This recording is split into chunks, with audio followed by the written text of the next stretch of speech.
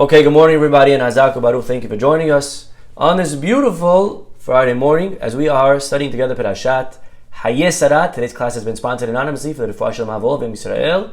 If you would like to sponsor, please email us info@ejsny.org. Here we go, everyone. And our Parashat Haye is also known as the Parasha of Shidduchim, which means dating. Okay? So today we're going to go through some dating advice, and very important dating advice. Obviously, we're not going to cover all the angles. We're only going to talk about a couple of ideas over here. But we're going to learn from our parasha very important values, important messages in general about dating and marriage. Why, of course, because our parasha, which is Haye Sarah, the first half deals with the death and the burial of Sarah, how Abraham handles that whole saga. And then the parasha shifts into Avraham now having to look for a wife for his son Yitzchak. Okay? So Yitzchak is a bachelor. How old is Yitzchak around? Anyone know? Yitzchak, anyone? Baruch atah Adonai Eloheinu melech haolam she'hakol niyeh baro. How old is Yitzchak? Yitzchak is around 40 years old. Okay? He's not a young kid. Okay, but Abraham takes it as his responsibility, and this is one of the things that a father has to do for his son, marry him off. And Abraham sends his servant Eliezer, his trustworthy servant, who rules all over everything. Abraham, he had the passwords to Abraham's, safe in his warehouse, the keys, everything. Eliezer and Abraham, he trusted him with everything, but he makes him swear. He makes him swear before going to get a wife for Yitzchak. And this is the only condition. Go get any girl. I don't care about anything. One condition. What is the only condition that Abraham gives Eliezer? When you're looking for a wife for my son Yitzchak, she cannot be from this country of Canaan. Okay, that's the only proviso.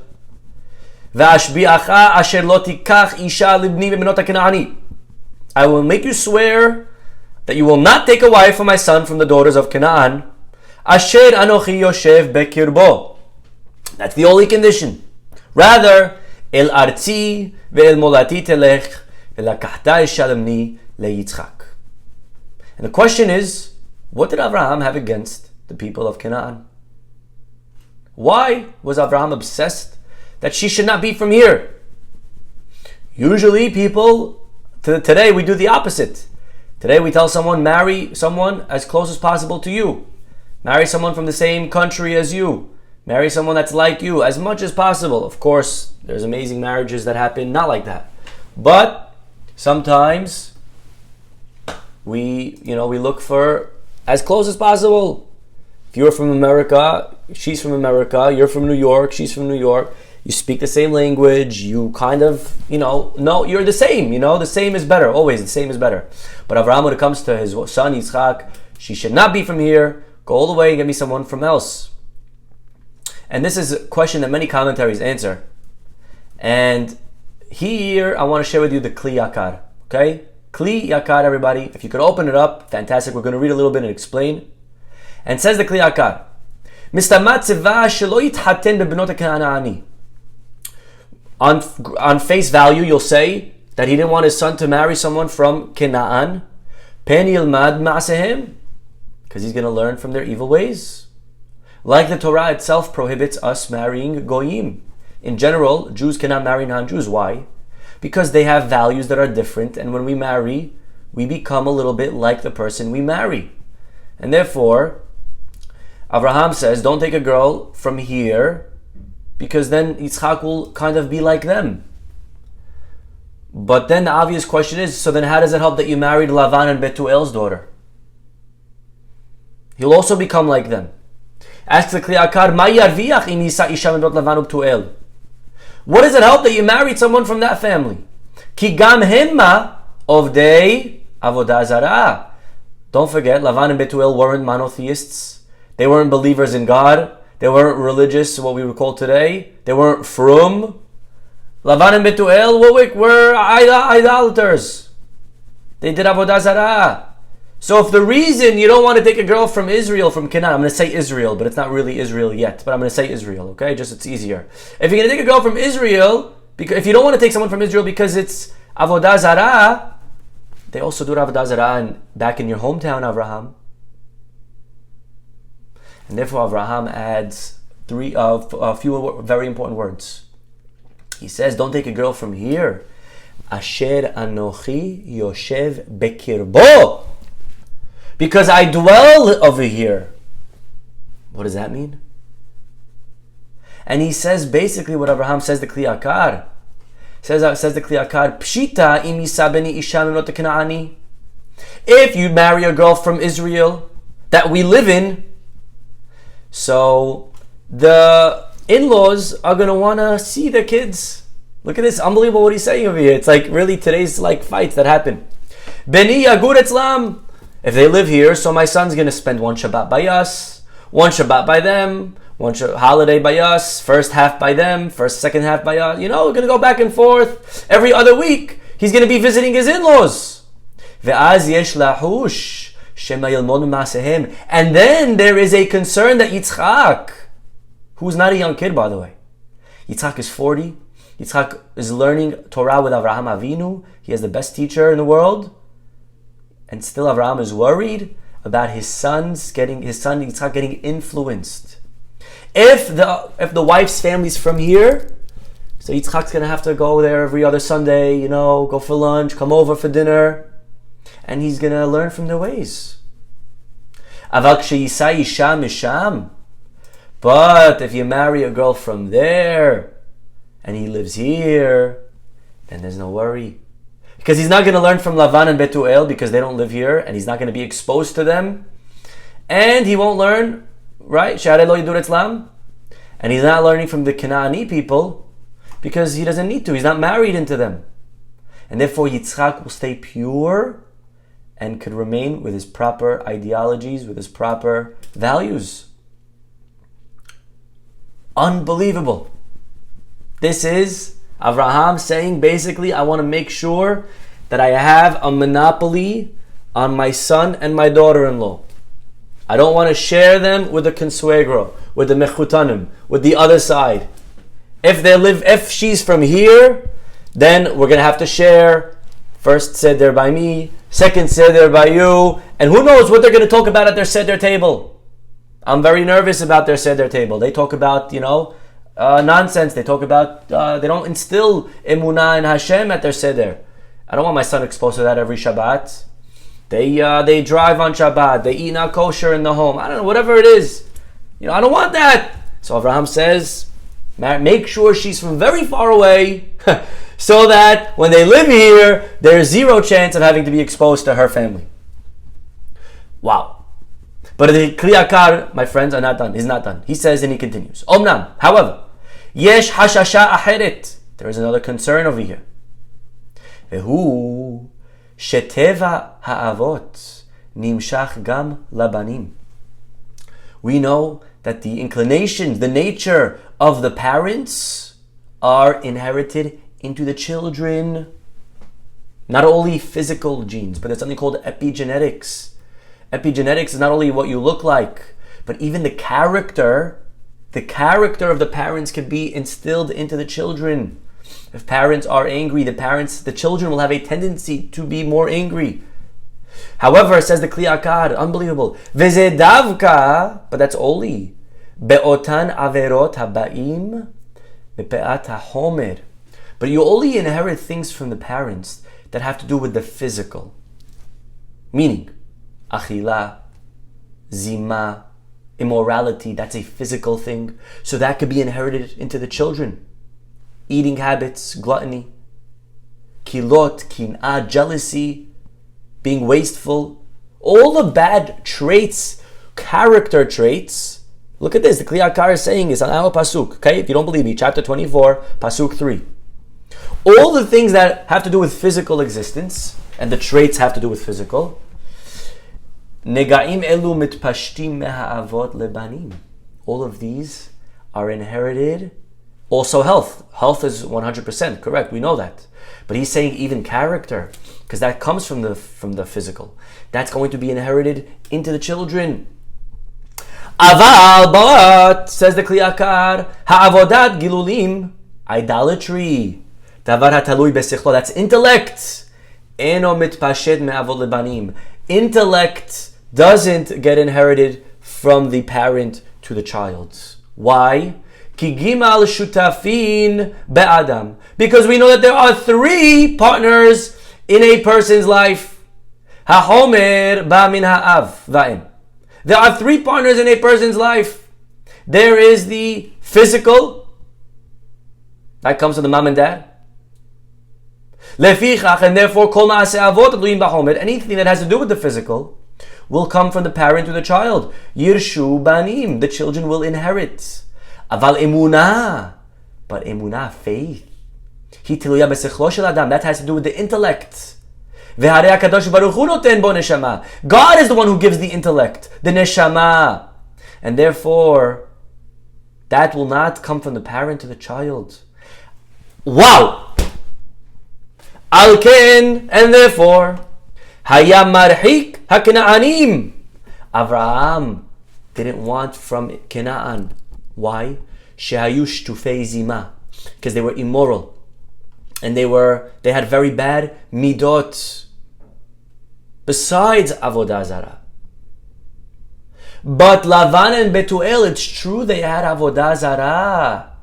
But that is okay. It's okay. Shelo haya bahem ki'im pehitat avodah gilui milvad. If all her parents have is Avodah Zarah, it's fine. The girl, maybe she was taught by her parents to do Avodah Zarah, but that's not something that's in her blood, it's not in her nature. Intellectual false ideologies we could easily get rid of. We'll sit her down, we'll give her a few Aish lessons, we'll make her, we'll change the way she thinks. We'll change her ideologies. But midot is more important that the girl should have. And therefore what Avraham is teaching us is that when you're looking for someone in dating, for sure you should have both. But Avraham didn't have a choice. And if it comes to picking one or the other, look what the Kli Yakar is saying. If you had to pick between being mensch, between being a good person, between having good midot, menschlichkeit, or frumkeit, or being religious, if you had to pick one or the other, says the Kli Yakar, more important to have good midot. Because the midot are ingrained into the person. If they have bad midot, very hard to get rid of that.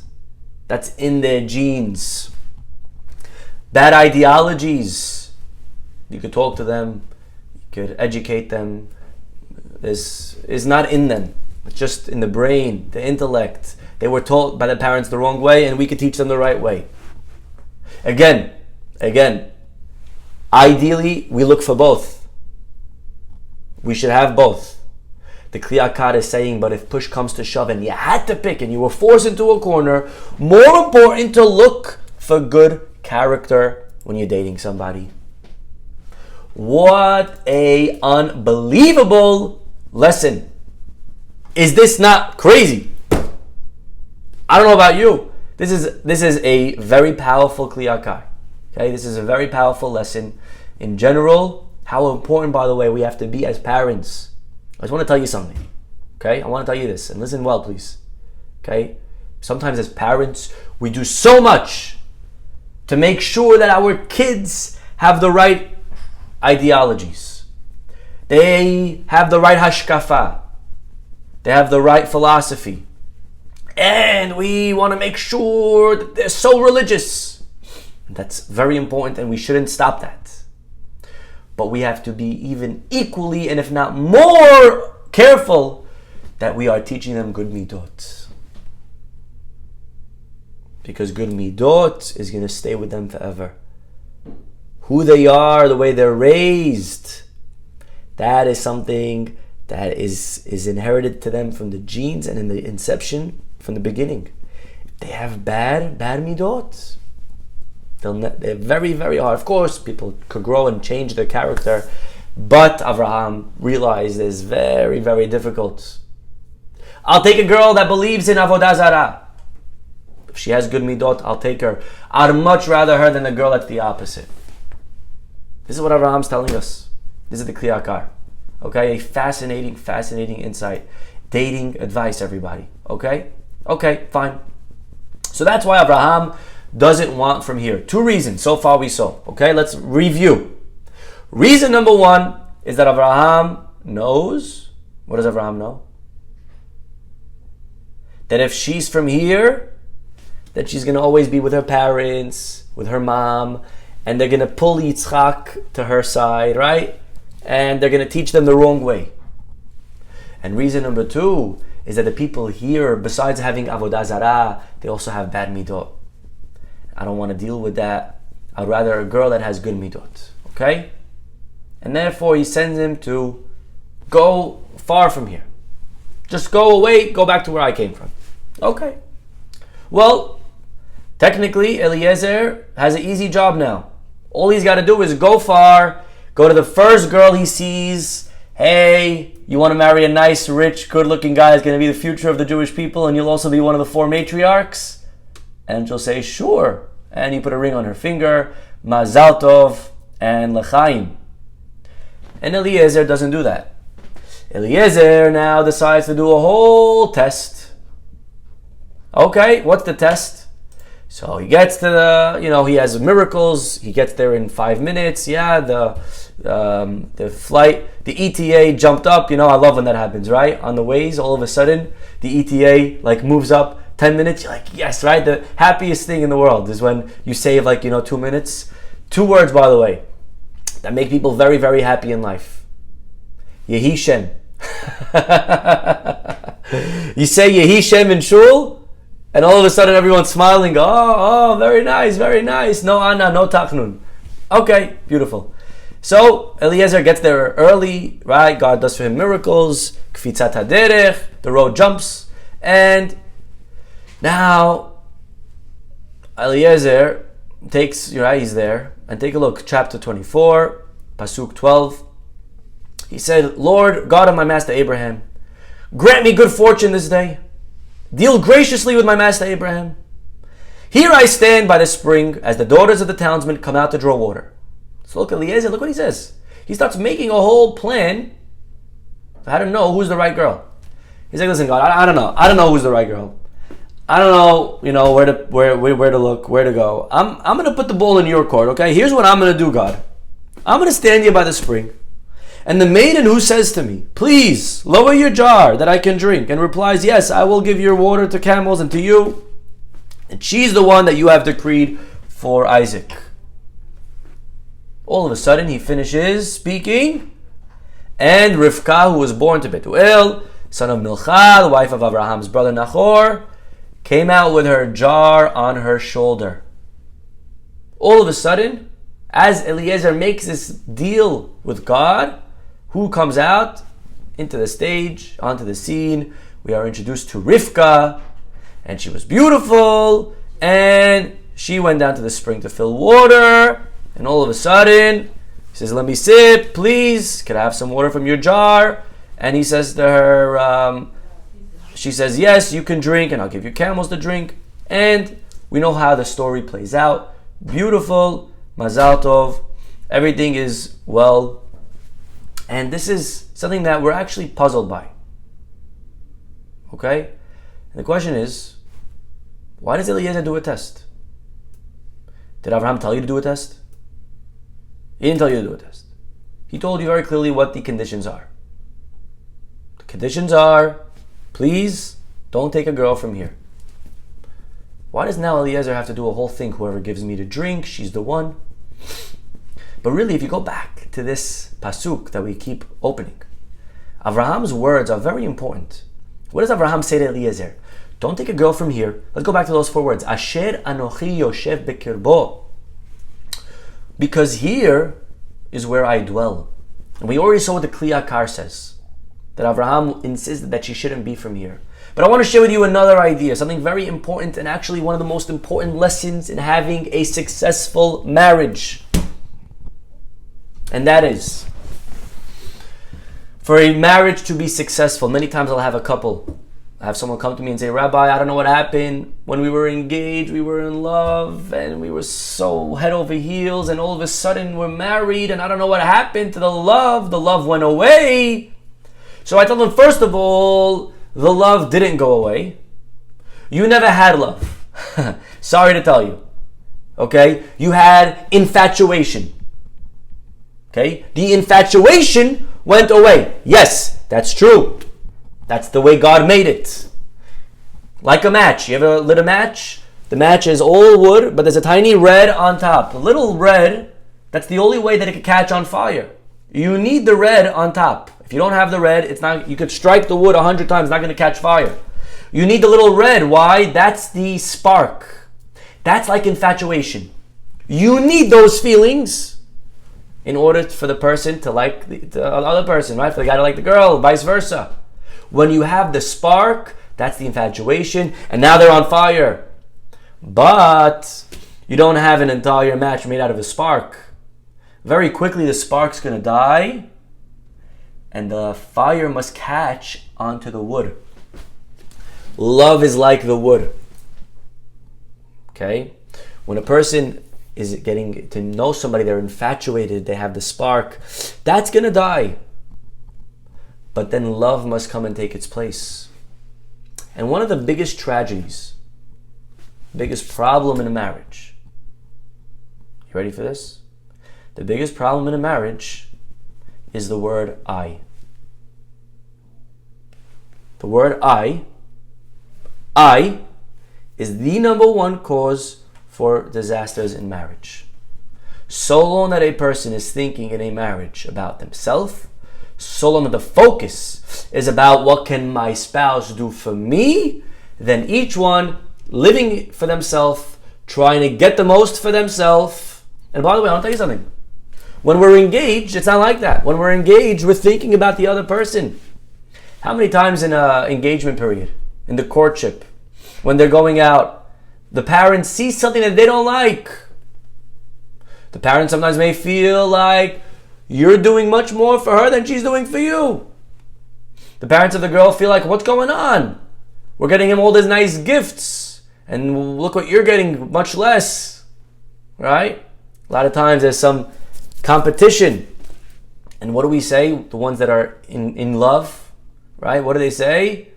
The ones that are infatuated, they say, what are you talking about? She deserves more than me, right? When we're going out, all we care about is making the other person happy. That's all we think about.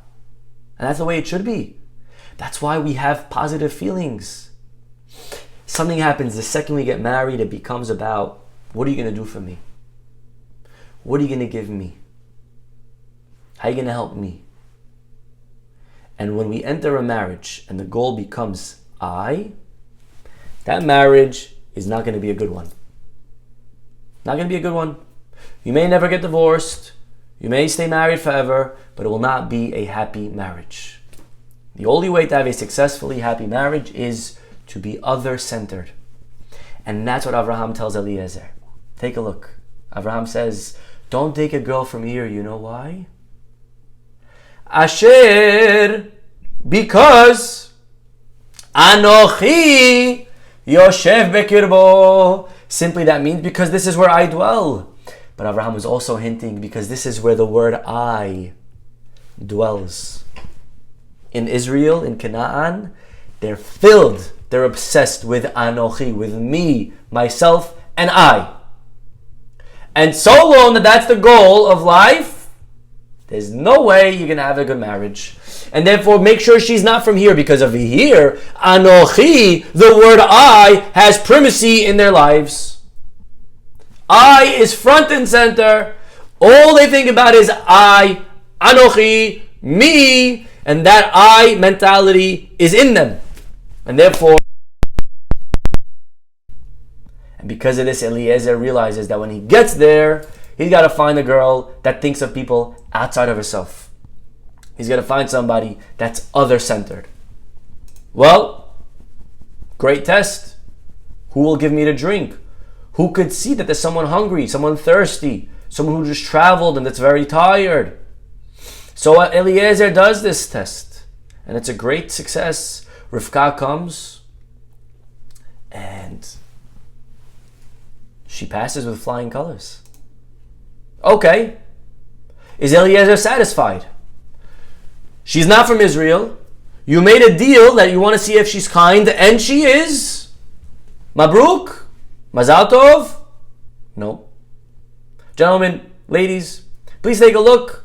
Chapter 24, right where we are, verse 20 and 21. She starts lowering. She starts giving him to drink. If I'm Eliezer, I start throwing the mlebes. I start throwing the candy. Right? But he doesn't do that. Look at verse 21. Veha'ish mishta'e la. The man mishta'e, gazing, wondering, maharish ladat. Wondering whether the Lord has made his errand successful or not. What are you wondering about, man? What's your question? What are you still thinking about? That's it. She's the girl. She's not from Israel. She's back from Abraham's hometown. She does chesed. Why are you not happy? What's he wondering? Well, let's read the next pasuk. 22. Kasher kilu. Now, the camels finish to drink. He puts gold and jewelry, right? Nezem zahav, a nose ring. Back then they wore nose rings, believe it or not. Rivka had a nose ring. Okay? Today unacceptable maybe in certain circles, but this is what she had. He puts a nose ring, which weighed half a shekel. Then he puts shnei tzemidim, not one, but 2 bracelets on her hands. And by the way, if you were wondering what kind of bracelets, were they tennis bracelets? Right? What kind? Well, Torah tells you. I don't know why it's important, but the Torah says. By the way, you want to know? Asara zahav. They weighed 10 shekels. Okay? Torah usually, doesn't tell me that. It didn't tell me what color the camels that Eliezer brought were. He brought 4 brown camels and 3, it didn't say that. Okay, but for some reason the Torah finds it important to tell me. Okay, we'll come back to this. And then he says, tell me, who are you? Do you have a place for us to sleep? And she says, I'm Milcah. And only then does he say, blessed are the Lord, who has not withheld his steadfast faithfulness from my master. Rabotai, friends, what in the world is going on over here? Why is Eliezer now still not sure? And then what does he find out that makes him sure? What does he find out? And really there are 2 very important things. Number 1, Rashi says, take a look at these gifts that he gives her. 2 bracelets. Is that important for me to know how many bracelets? Would it not have sufficed to say, and he gave her jewelry? Mazal Tov? Did it have to mention that they were, by the way, 2 bracelets? And by the way, they weighed 10 shekels? Look at Rashi. Very important. Shnei tzemidim. These 2 bracelets correspond to what? There's a very important 2 in the Jewish book, in the religion, in our history. What is significant about the number 2? If you know one is Hashem's song, then you know what the 2 is. Shtei luchot habrit echad Elokeinu Elokei, right? Sheba shamayim uba'aretz. What's the 2? The 2 luchot. Very good. The 2 tablets. When he gave her bracelets, he was hinting to the 2 tablets. And when he gave her the 10 it weighed 10 shekels, because 10 commandments that are on the 2 tablets. Says Rashi, Remez, hinting to the Aseret Hadeberot. So now a guy proposes to a girl. He says, will you marry me? And she looks at the ring and she's like, what's going on? It's only 1 carat. He says, yeah, because 1 is Hashem, I don't know how much they'll appreciate that today. But Eliezer picked the size of his stones, the size of the jewelry. Because he's hinting to her something. The 2 tablets, the 10 commandments. And we know, why were there 2 tablets? Why not just 1 with 10 in a row? Why 2? 5 and 5. Because the 2 are actually 2 parts of our religion.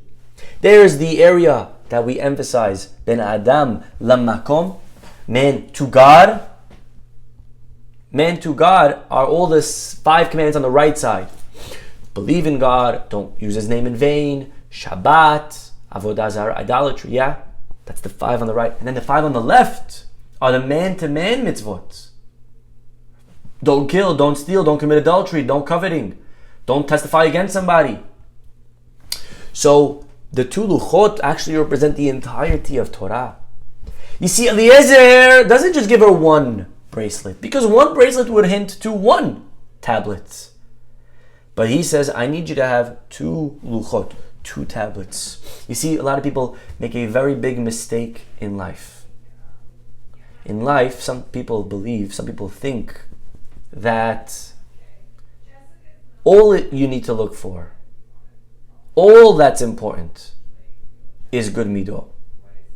Like the Kli Yakar taught us that it's very important because midot are instilled. But don't forget, that's not the entire picture. Of course, ideally, and this is what we said in the beginning, she also must have a tremendous respect for religion. Don't forget, she's the one that's going to raise the children. She's the one that's going to read with them Shema in bed. She's the one that's going to wash their hands in Netilat Yadayim every morning. The religion. And Eliezer is reminding her and us, is not important when you come to Abraham's house. It's not enough that you only care about Ben Adam lachavero, man to man, that you're nice to camels and people. That's very important. And you passed step 1, test A.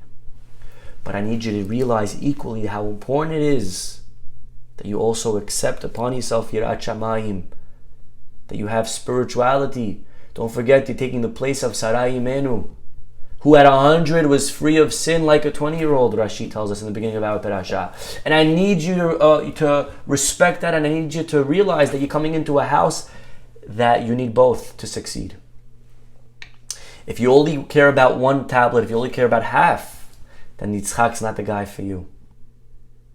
And only when she accepts the two bracelets, the 10 commandments, both areas of Ben Adam Makom, man to God, Ben Adam Chavero, man to man, then and only then does Eliezer realize that, okay, you are ready.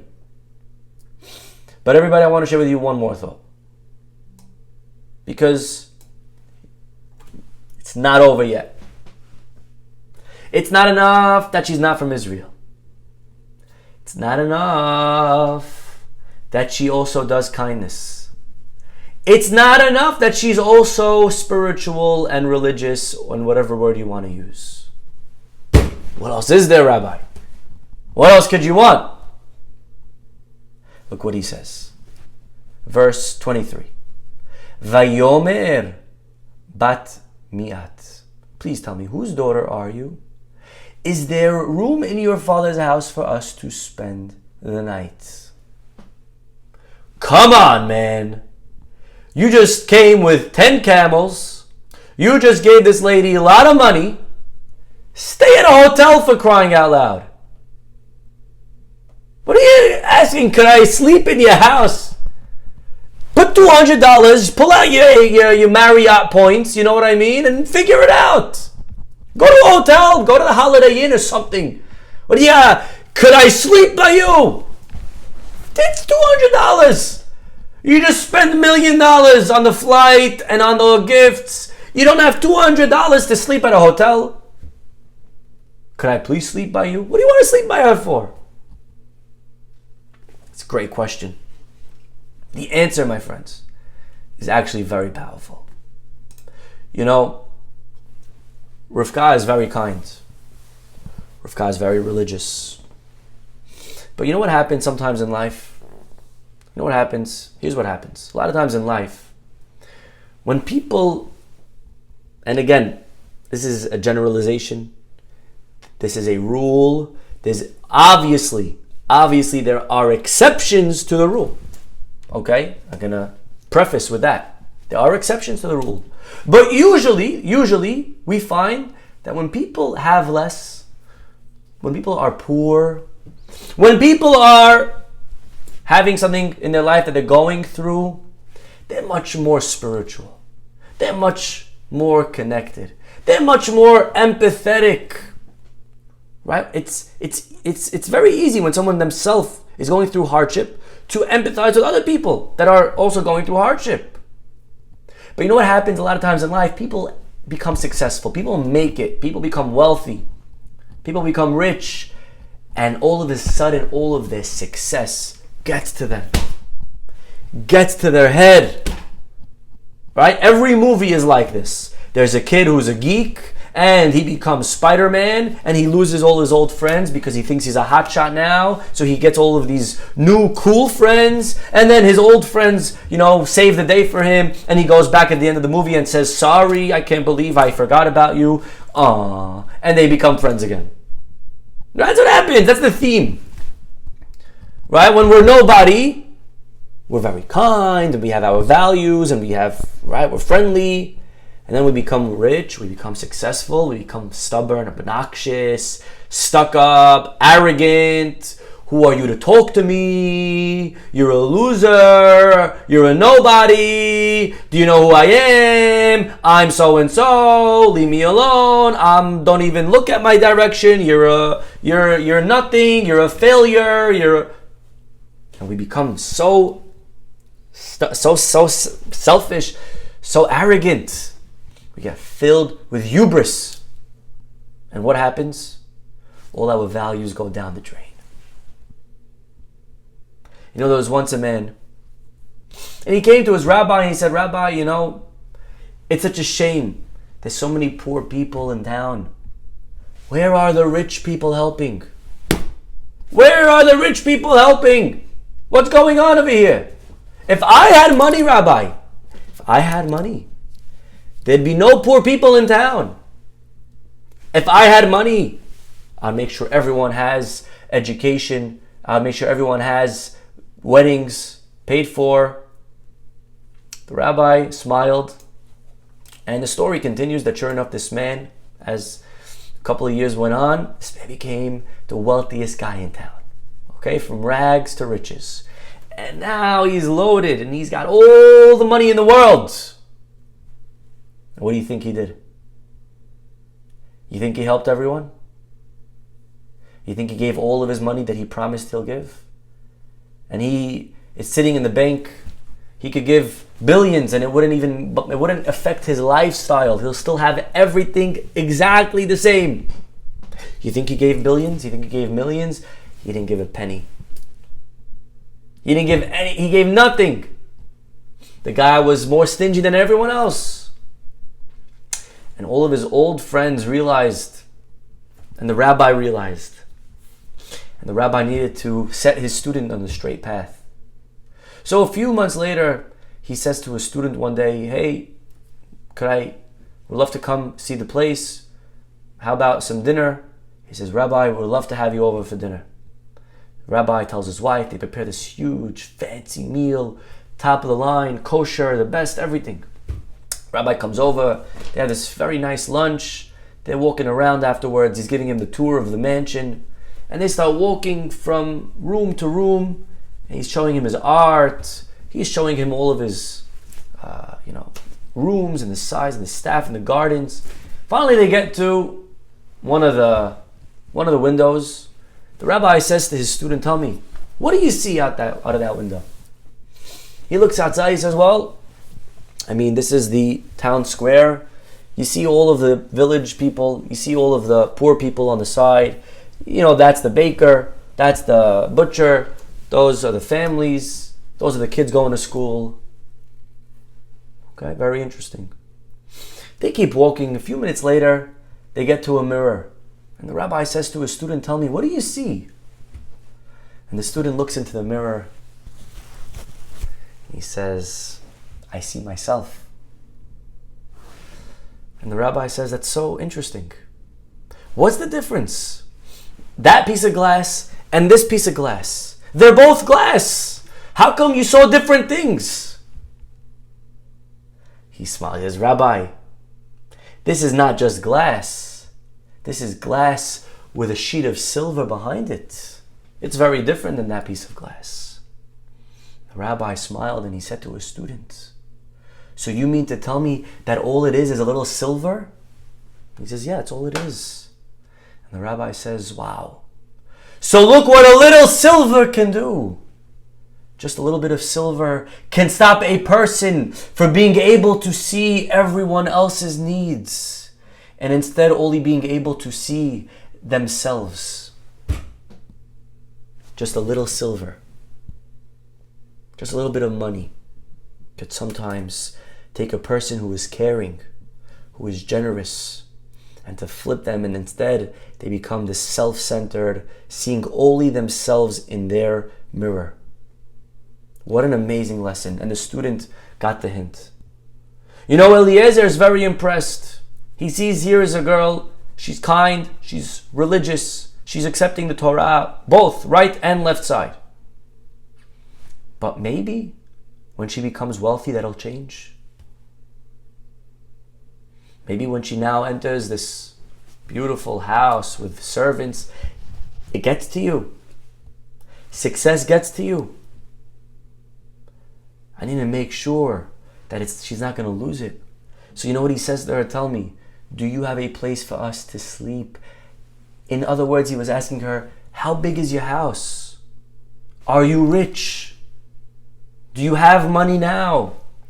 Or are you maybe poor? And if that's the case, I'm not sure what will be when one day you are exposed to money. And Rivka says, yes, we have tons of place. Please, you and all of your servants, come on in. Our house is huge. And when Eliezer sees that, he says, wow, a rich girl who also has her values. Money didn't corrupt her character. Then he pulls out the mlebes, and only then is he able to wish her a mazal tov. What amazing, amazing lessons. Amazing what we can learn from one episode in our Torah. What Eliezer tells his servant, make sure that she's not from here because I don't want her to be exposed to her false values that she was given by her family. Make sure that she has in her good genes from her family. Make sure that Eliezer goes and he does a test to see if she's kind, because there can't be any eye for a successful marriage to work. Make sure that she's also willing to accept the two luchot, ben adam l'machavero, man to man, and also man to God. It's not important to just be nice to people. You have to also care about Hashem and spirituality, but also make sure that her success, that if she's wealthy, she also retains all of the values that she has. I mean, this is so powerful. So much to really elaborate on, but I think this is really a lot to chew on. I think this is enough for today. We should be zocheh to emulate all these beautiful midot of Rivka Imenu, and God willing, our marriages, our shidduchim will all be successful. We'll stop over here, everyone. I want to wish you all a Shabbat Shalom. We'll see you, God willing, next week. Bye-bye.